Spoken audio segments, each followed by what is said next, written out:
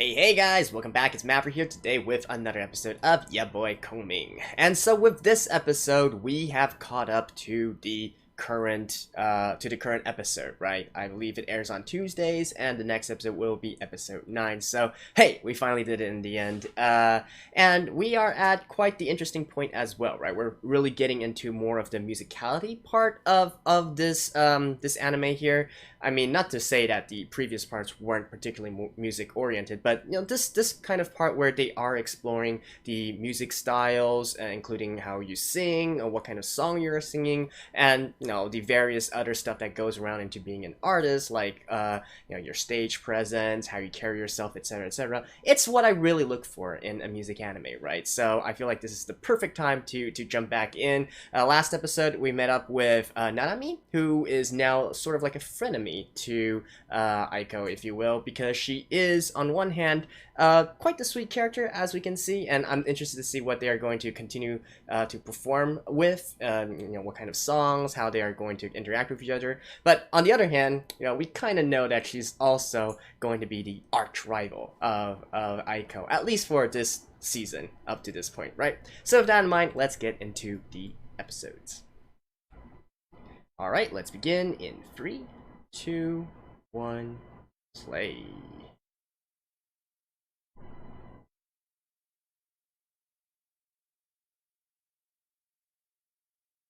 Mm-hmm.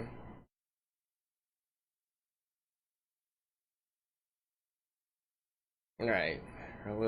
His sister, right?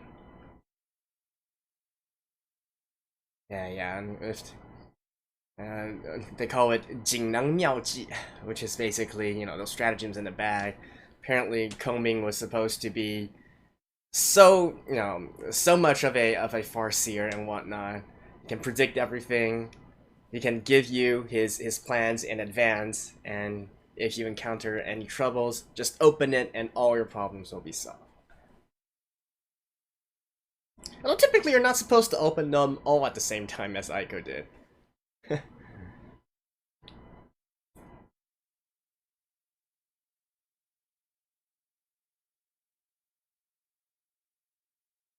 Alright.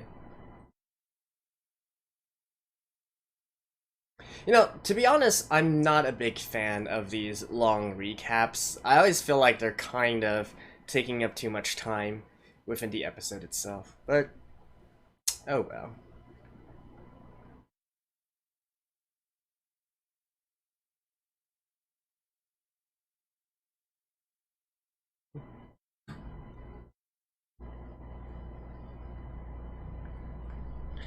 This has to be the meme song of this season, right? And heck, maybe potentially of this year as well. Like, honestly, you know, in real life, I don't really have too many friends who are into anime or manga as I am. But even amongst, you know, my real life friends, this song has exploded in popularity.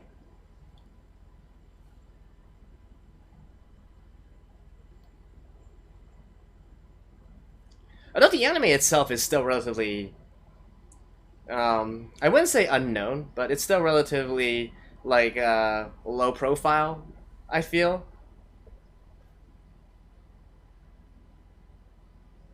Mostly looking at, you know, the amount of followers on my anime list. I know it's pretty big within the community anytime there's like a community fan vote or whatnot in like various anime communities. Yeah, so Nanami, I believe, is the singer for that girl band group, right? And I'm interested to see them perform as well. I love Japanese girl bands. They are awesome.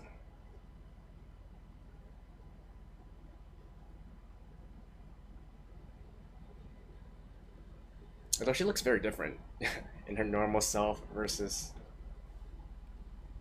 you know, versus how she is in the band.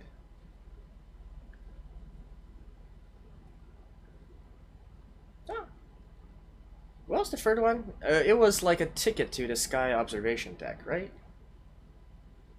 I believe. Something like that.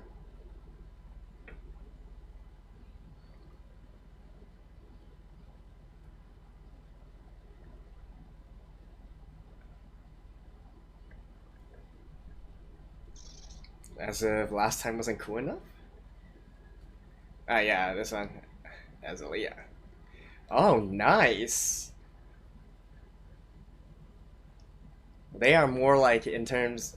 Okay, they'll go more of the hard rock style, eh?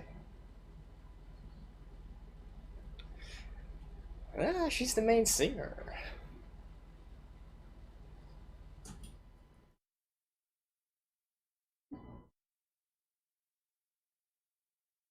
I mean, say heavily produced all you want. And from that little I did here, it seemed not bad.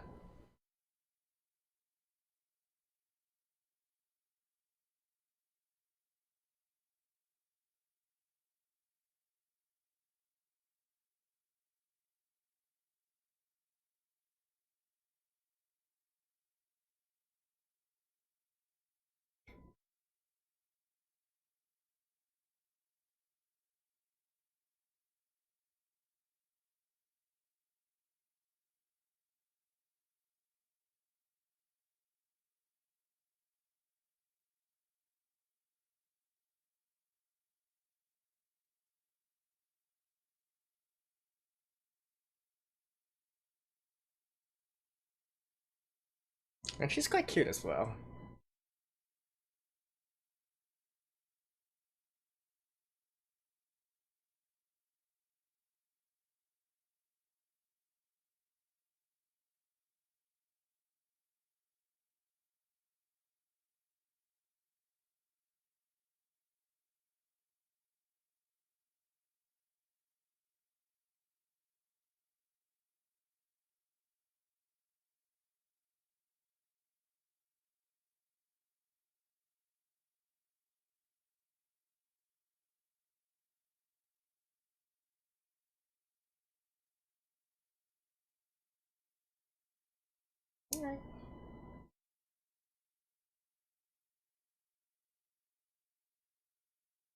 Let me guess, they're playing Go? Oh, no. Really? Wii Fitness? Alright.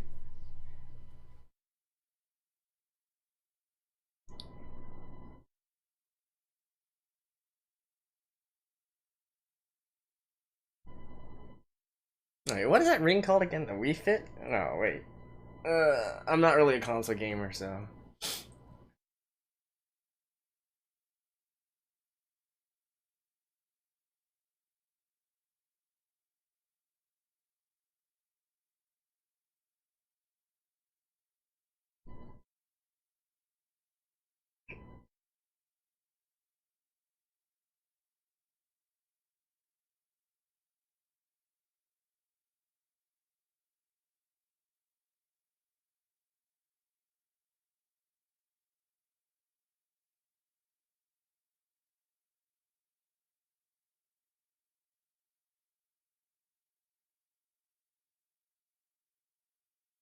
Kabe also has his own kind of, he's also hitting his own wall as well, right? His own Kabe.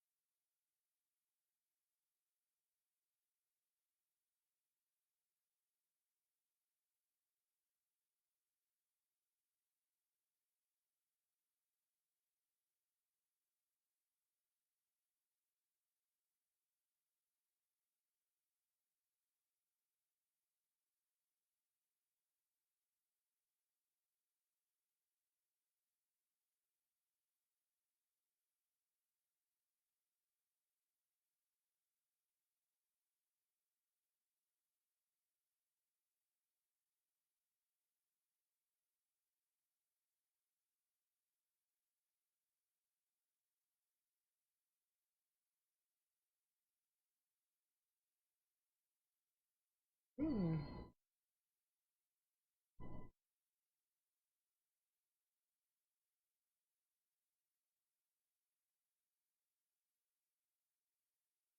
You know, I later on realized I actually have heard of 96 Neko before. I don't know if that's how you call her. Uh,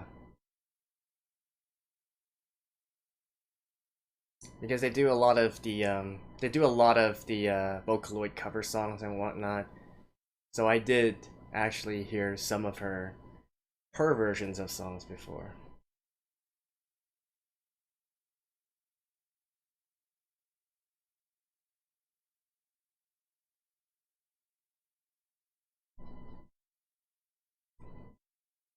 Also, where's your start? Like a club or something? She did mention that she was inspired by what's her name? Maria Diesel, right? During when she went to like either a live house or a music club. Oop,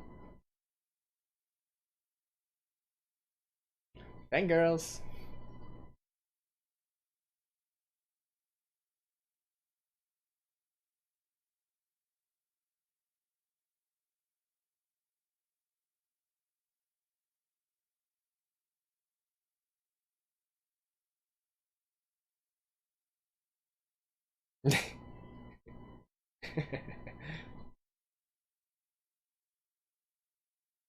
Typically, wouldn't you like have a selfie instead of just shaking hand? Oh well. Oh, okay. What is Nanami going to say to her?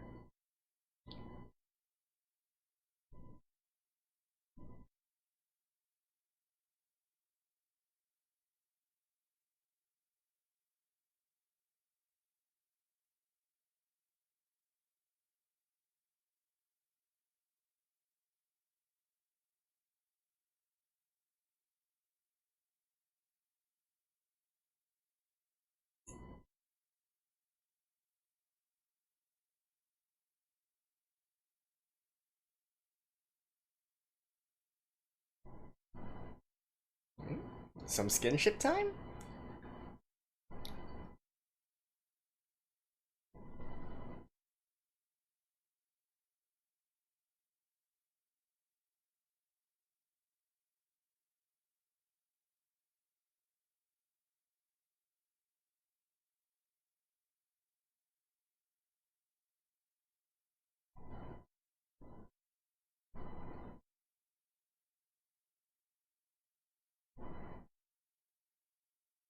Are they gonna sing in here?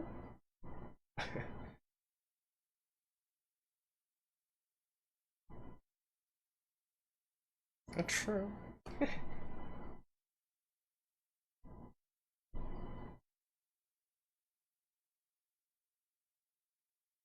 Don't you guys get tired of like only singing one song though?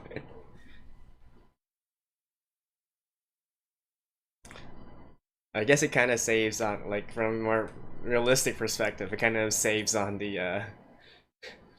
a budget for making song.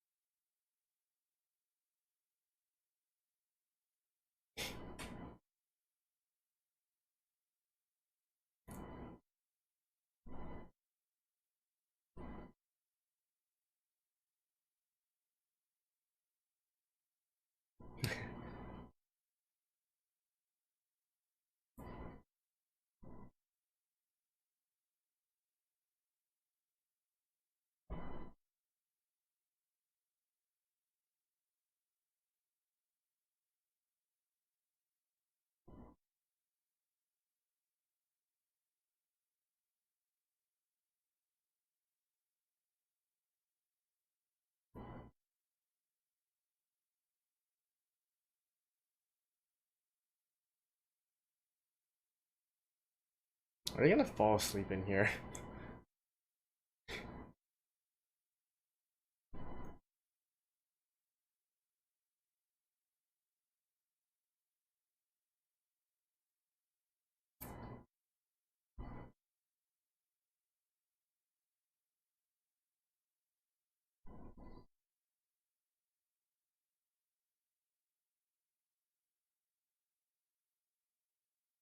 Yeah, she's definitely passed out in there.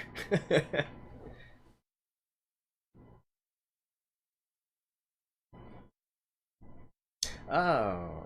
Yeah, actually where it all started was when he met the guy being bullied, right? Yeah, there we go.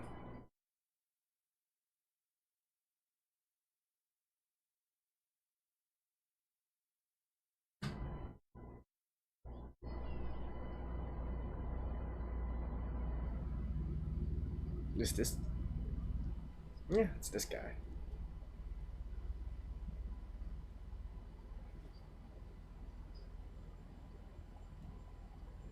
Why are you recording though? Are you live blogging or something?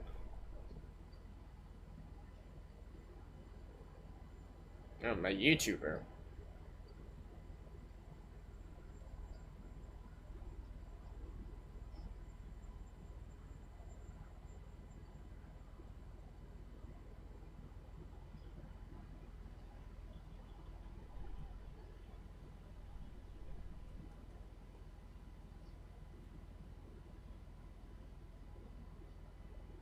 Hey, we all start somewhere.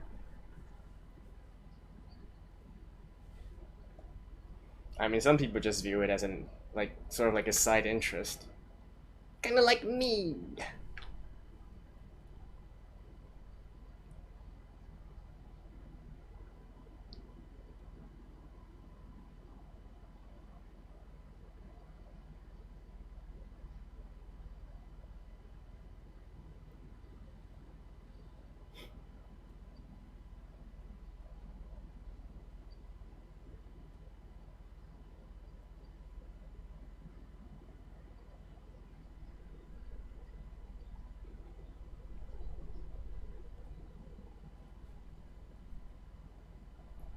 That would probably be possible, considering like he was rapping with like a sort of semi-legend.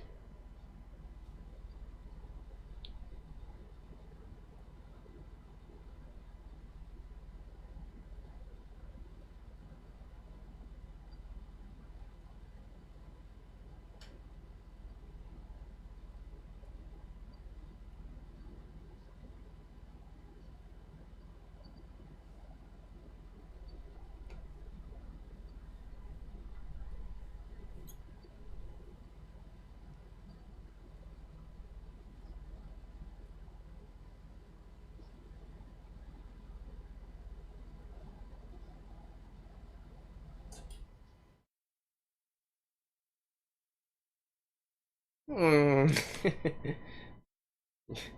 Yeah, I've been wanting to point that out since the first time we saw him this episode.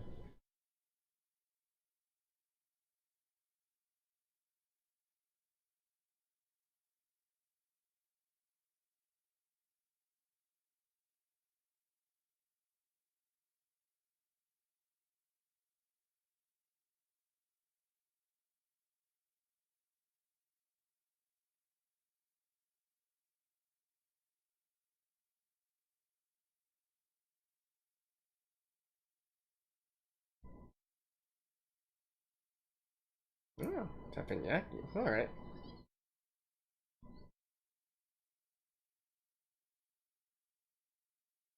or something similar to that, anyways.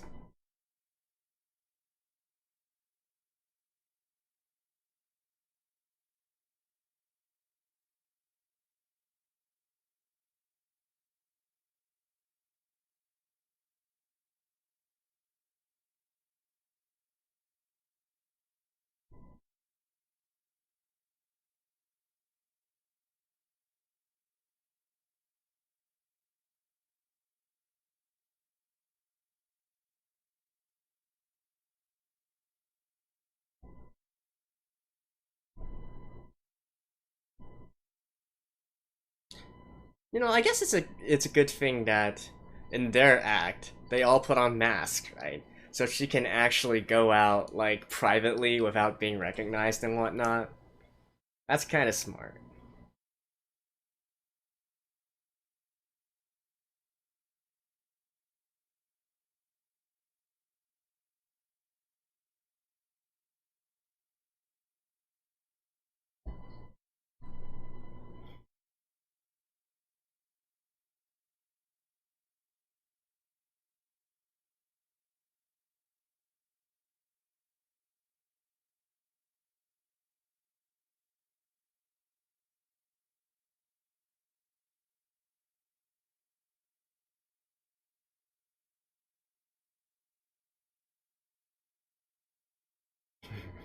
She was about to say, I'm the lead singer of Alazia!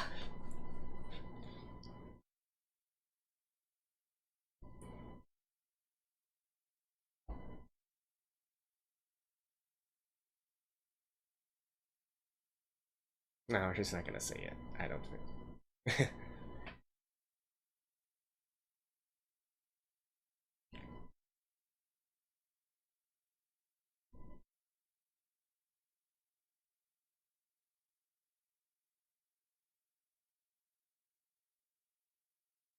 These guys again?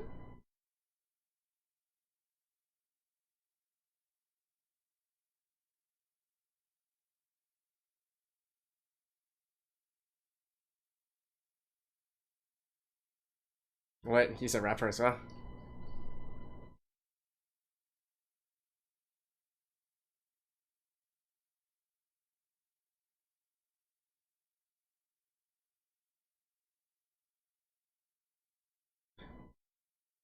You guys are like the least threatening punks ever.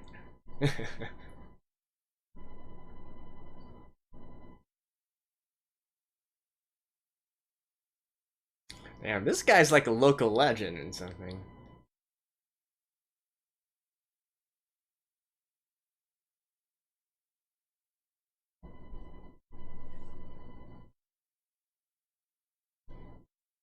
You know, I've been wanting to say this for a while now, but don't you guys feel like he's kind of like Ishigami from Kaguya-sama?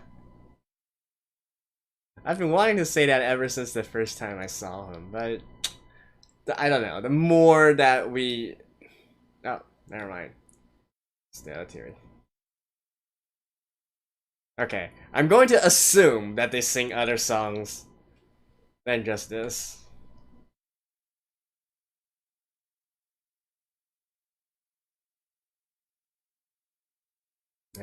Wow.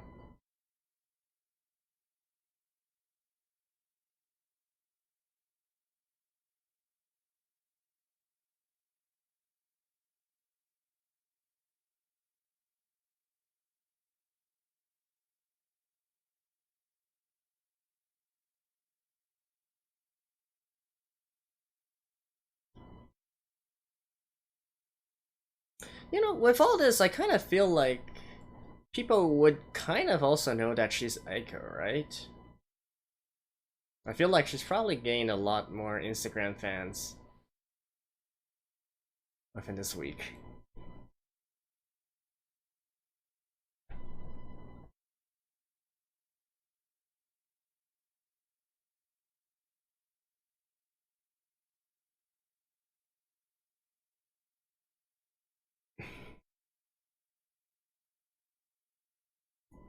Back to work.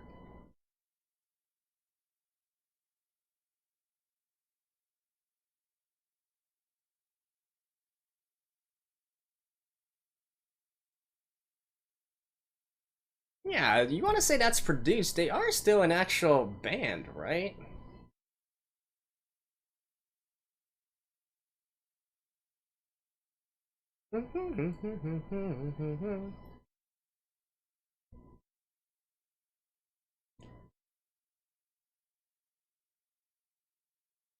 Actually, last time I saw the credits, I believe Nanami also appeared in the song? Well, actually, I don't know if she appeared on the song, but she definitely appeared in the ending credits on stage and whatnot. Alright, anyways, I'll see you guys after this. Alright, so, what can I say for this episode? Honestly, not very much, right? Because I mean, I get the idea that both Kabe and Eiko are off, you know, doing some introspective, searching for themselves and whatnot. I can get what they're trying to display here, but all in all, I just feel like it seemed much more slice of life than any actual introspecting. Well, I guess on Kabe's side, he kind of made some progress, right? He went to his origins, he got to see, like, the effect of, you know, the effect that he has on others and all that good stuff. Whereas Eiko, on the other hand, I was hoping for more of a deeper conversation between her and Nanami, but at the end of the day, all they did was kind of like sing together, kind of like eat together, and they didn't really go deeper into any of the topics of music, which I was expecting them to do. Now, obviously, I'm not expecting Nanami to reveal her her identity here. In fact, I think that'll be probably one of the last things that's revealed, like literally in episode, I don't know, like 10 or 11 or something like that. But I was kind of expecting her to really latch on to Eiko and you know, give advice, right? And heck, maybe even be inspired by each other. Like for Nanami, I feel like she's definitely having this sort of story arc where she's not happy at all with the situation that she currently is, which is commercial lot. I'm assuming what they're aiming to drive here for is being, you know, having their songs and singing being dictated by the producers. For instance, at the very last scene, I feel like that Karasawa dude who was calling her was probably her manager or producer or something of that sort, and so, you know, being controlled, being produced, and basically having a limitation on their artistic creativity, if you will. And then seeing such a free spirit like Eiko, like maybe is going to make something resonate within her, and you know, that kind of classic storyline, right? Although I'll talk a little bit more about that in a second there. But at the end of the day, they didn't really have that much of a bonding. I mean, sure, we saw them play together, and that's cute and all, but you know, it's just that huge sort of change of pace when we suddenly fall into more of a slice of life sort of music anime style a la K-On! or Bandori, right? So it just, you know, suddenly slowing everything down towards this. It's not that I don't like it. In fact, I like a lot, for instance, the two animes that I mentioned before. I loved them, right? It's just that I'm not suddenly expecting that from a series like this one. So, and I don't expect it to continue either. Like, this is literally just a one episode kind of thing. So I was more expecting them to really drill down and maybe really ask each other some hard-hitting questions, right? And make them really question themselves, including Eiko as well. And yet, that didn't really happen here. I guess you could technically think of it as more of a character development for Kabe in this episode, whereas in the next one, it will be Aiko's turn and she'll get her character development. I'm still presuming that she's going to maybe, you know, go back to her roots. I don't know, like going back to the place where she was inspired by, you know, the music scene, the light club, the clubs and whatnot. Or I don't know, they still have, she still has that sky ticket, like that observatory deck ticket, right? I believe it is an observatory deck ticket. I'm not 100% sure about that, but she still hasn't used it yet, so obviously it's going to be used for something. Are they going to go more of a serious route, more of a serious actual how can I put this? Yeah, like a serious normal route, or are they going to go like completely into a ridiculous direction once again? That remains to be seen. And by the way, like Kongming was like he was literally a background character in this one, so there's that as well. So yeah, anyways, I just wasn't really expecting them to spend like literally, you know, for a time skip of a week where they're just basically there doing the exact same thing over and over again without really showing any progress or improvement or making Eiko any closer to her goal here. So I guess that is that. Beyond that though, let's see.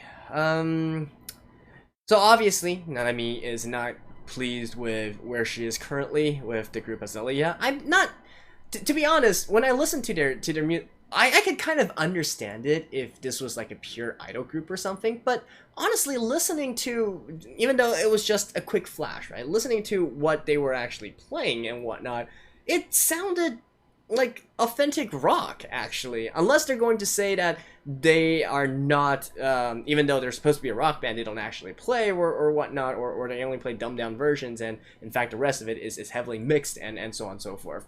Otherwise, I don't know, I just by the few seconds that I heard of it, it seems well produced, it seems heavy, you know, reminiscent of like I said before, I love the Japanese rock band scene, and I especially love, like, if you really want to find like all female rock bands, Japan is the place to go, right? They have so many talented all female rock bands coming out. Like some of my favorites, like Bandmate, like Gacharic Spin, and so on and so forth. You got, if you want to go more of the idol route, you got bands like Silent Siren, right?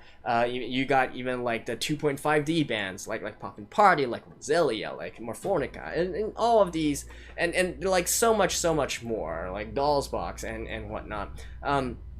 But yeah, it's just such a big Japanese rock band, all female rock band scene there. And Azealia, just from the few seconds that I heard of it, it sounds like very much in the more of a hard rock style that they are going with. So I don't know. I'm actually really looking forward to hearing more from them, and in fact, we even see them actually perform as well, right? They are supposed to be a rock band. They say that they are an idol rock band, but that kind of music, unless it's just pure singing and they're not actually playing the instruments, I don't know. Like I would be hella impressed. All right, so I'm really looking forward to that and seeing like what exactly is Nanami's entire problem with the thing and whatnot, and is she really being controlled? Like, obviously we want to respect the artists, their creativity and so on and so forth, but well, we'll see, right? Obviously here she's singing in more of an acoustic, like singer-songwriter, country girl style, but hey, I mean, if we look at Eiko, this is how she's singing as well, but clearly the music that we're going to be hearing from her later is probably more in the really pop and EDM influence kind of pop style, right? They're adding in just the few seconds that we saw of her collaborating with Kabe here, right? It definitely gives the impression that it's going to be in a style similar to Keep JoJo, which is the ending for this anime. So like there's a huge difference there as well. Would you not say that is overproduced compared to like this sort of very clear, very clean acoustic singing style, right? So that's what I'm saying. I'm really interested to see how exactly they are going to resolve this particular storyline. Does it really make sense or not in terms of the contrasting styles and so on and so forth. So we'll just leave it at that and see where they go from there. For Kabi Taijin, I don't really want to comment too much else on that. I mean, that's just no good for him. He's doing things he loves. He kind of reignited his passion for and his love for rapping, and he can see that his rap can inspire people. So all things coming up. I almost said all things coming up Ishigami. I can't be the only one that thinks that, right? Like, come on, please tell me I'm not the only one who thinks that. And yeah, I think that's pretty much it for this. By the way, so I keep on calling the singer 96 Neko. Obviously, the way that you should pronounce her name is Kuro Neko, right? Ku 966 Neko. It's kind of like a play on words, so black cat, Kuro Neko. And anyways, the name did seem familiar to me before, but I didn't really have a big recognition or understanding of her. So I went back and checked a little while, and yes, indeed, I have heard her singing before, because I do I don't actively seek out a lot of these Nickeloid singers, but I do come across them, because if you like this kind of music, right, the Vocaloid music, but sang instead of in a Vocaloid style, but by an actual like Nico Nico Doga singer, you can't help but run into singers like Kuroneko. It's just that she never really was on my radar. That's all I can say for this. Like I know of like Mafu Mafu, I know of like Amatsuki. I'm a big fan of Alpha Kun, but Kuroneko just never really crossed my radar as someone I need to actively follow. And I mean, there's definitely nothing wrong with her singing and whatnot. It's just that it never really, I guess I never really came across a song and then be like, okay, I need to follow everything that this singer does, right? I mean, even Mafu Mafu and Amatsuki, I'm just occasionally, right? My favorite singer to come out of the Nico Nico Doga scene would definitely still be Alpha Kun, but that's kind of like an entire different thing entirely. But yeah, anyways, I think that's pretty much it for this episode. And so yeah, we have caught up to the current episode, so it should be airing tomorrow. I will see you guys then. Until then, see you guys next time, and bye bye.